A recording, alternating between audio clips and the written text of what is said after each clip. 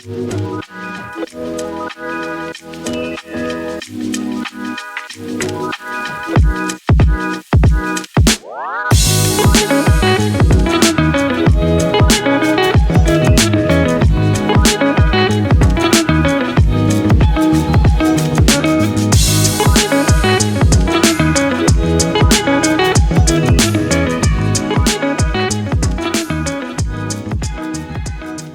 Roof Above had the opportunity to really be the first innovator of housing first here in the Charlotte community.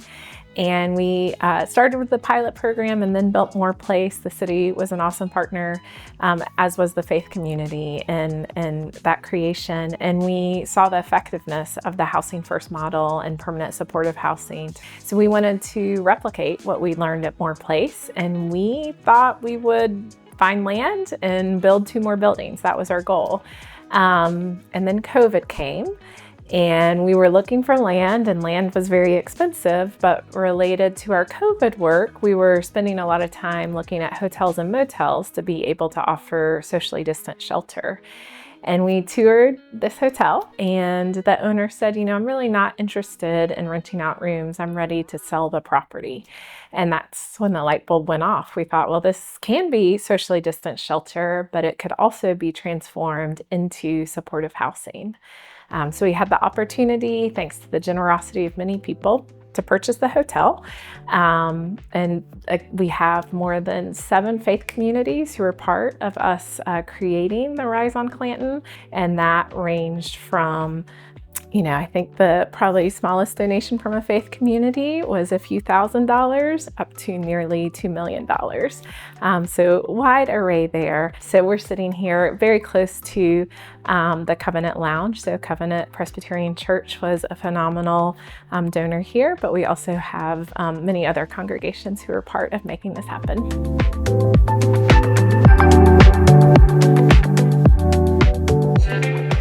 Every construction project has unforeseen circumstances. What I learned about hotel conversions, when we initially did our due diligence, this hotel was nearly empty because of COVID. And then we partnered with Salvation Army after we bought it, and we were able to use the space as an emergency shelter during the winter of several months in the winter of COVID. And then we started the renovation, and it turns out due diligence is very different after you've been fully occupied for several months than when you're empty. And we had not realized that there was a moisture issue, which created a mold issue. And so after we thought we had finished the fundraising, the mold issue was really about a $500,000 additional expense that we were going to have to go out and fundraise for. And I kid you not, within 24 hours of hearing that $500,000 number, I got an email from Myers Park Presbyterian Church that they were donating $500,000 to this project. So it's like immediately we knew about the problem, and almost immediately there was an answer that we were able to just move forward. So it's 88 rooms. So all of the hotel rooms we converted into apartments. And so we've got 88 apartments here. But then we also built on an entire support service wing. And so here on site, we have case management, we have a full-time nurse, and then we have a tenant engagement specialist who's very much focused on positive activities, both bringing activities to our tenants here on site, but also helping bring our tenants out into the community and activities within the community.